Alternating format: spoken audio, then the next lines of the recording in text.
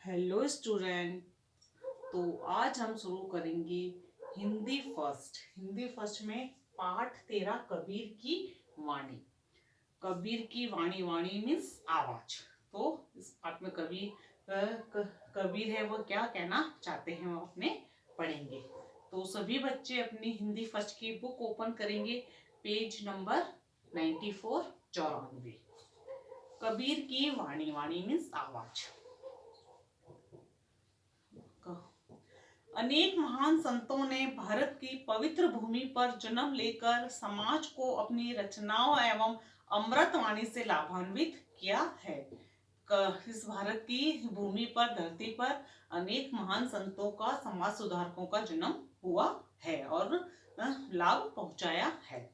इसी संत परंपरा की एक कड़ी संत कबीर हैं, जिन्होंने अनपढ़ होते हुए भी अपने दोहों, अनपढ़ यानी कि जो पढ़े लिखे नहीं थे, तब जो कवि थे वह पढ़े लिखे नहीं थे, फिर भी उन्होंने अपने दोहों, साखियों आदि से लोगों को ज्ञान की बातें सरल भाषा में समझाई है। आइए प्रस्तुत पाठ में संकलित उनके कुछ दोहों का अध्ययन यानी आवाज करते हैं। संत कबीर का जन्म सन 1398 में वाराणसी में हुआ था। संत कबीर हैं जो समाज सुधारक है, उनका जन्म कब हुआ था?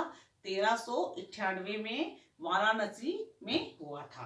कहा जाता है कि उनको जन्म देने वाली एक विधवा ब्राह्मणी थी। क्या कहा जाता है? जो उनको, किसको? कबीर को जिसने जन्म दिया था वह कौन थी? एक विधवा थी और वह ब्राह्मण जाति की थी। उसने लोक लाज के भय से, लोक लाज यानी कि दुनिया की शर्म से या भय से यानी डर से, अपने नवजात शिशु को वाराणसी के लहर तारा नामक तालाब के निकट छोड़ दिया था। क्या करा था उसने? जो उनकी कबीर को जन्म देने वाला क्या कौन है? ये जन्म देने वाली एक विधवा थी और वह ब्राह्मणी थी। उसने लोक लाज यानी दुनिया की शर्म से, के भय से यानी डर से, अपने नवजात, जब वो कबीर जी बॉर्न हुए थे, पैदा हुए थे, नवजात शिशु को वाराणसी के जो तालाब था, तालाब का क्या नाम है? लहर तारा नामक तालाब के निकट यानी पास में छोड़ दिया था।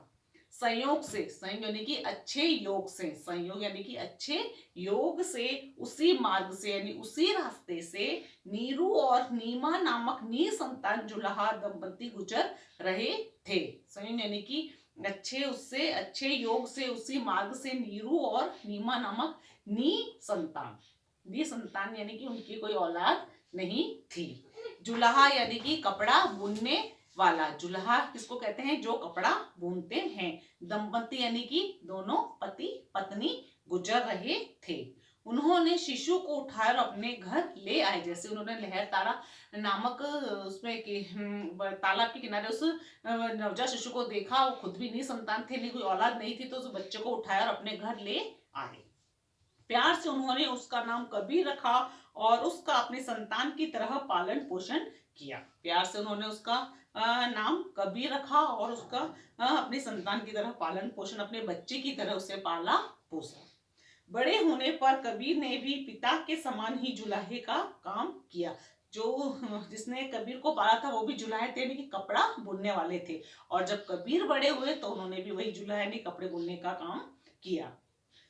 अशिक्षित होते हुए भी कबीर अनोखे कवि तथा ज्ञानी थे। अशिक्षित यानी कि पढ़े लिखे नहीं होने के बावजूद, पढ़े लिखे नहीं होने के बाद भी उन्होंने, कबीर ने अनोखे कवि तथा विज्ञानी थे। वे कपड़ा बुनते बुनते, जब वे कपड़े का काम करते थे तो दोहे बुनबुनाते जाते थे यानी बोलते जाते थे, जिन्हें उनके शिष्य लिख लिया करते थे। इसी प्रकार उनका ग्रंथ बीजक तैयार हुआ। तो उनका ग्रंथ बीजक किस प्रकार तैयार हुआ बच्चों? कि जब वो जुलाहा यानी कपड़े बुनने वाले थे और कपड़ा बुनते बुनते वो कुछ बोलते रहते थे, कुछ ना कुछ बोलते रहते थे, और उनके शिष्य हैं कबीर के, वो लिख लिया करते थे और उसी प्रकार उन्होंने बीजक ग्रंथ की रचना की। कबीर अपनी बात को सीधे स्पष्ट शब्दों में कह देने की कला जानते थे। कबीर है वो घुमा फिरा कर बात नहीं करते थे, वो सीधे डायरेक्ट ही बातें करते थे और साफ सुथरी और स्पष्ट यानी सरल भाषा में बात करते थे। उनके दोहों तथा साखियों में ज्ञान की गहरी बातें सरल भाषा में इस प्रकार समाई हुई है कि पढ़ने लिखने सुनने वाले व्यक्ति पर अपना जादू सा असर छोड़ व्यक्ति है, उनकी जो भाषा है वो इतनी सरल है, लेकिन जब कोई पढ़ता है तो उस पर कोई मानो लगता है कि उस पर कोई जादू सा असर हो गया है। कबीर ने गृहस्थी भी बसाई, ने अपनी फैमिली भी बसाई, गृहस्थ जीवन भी बिताया।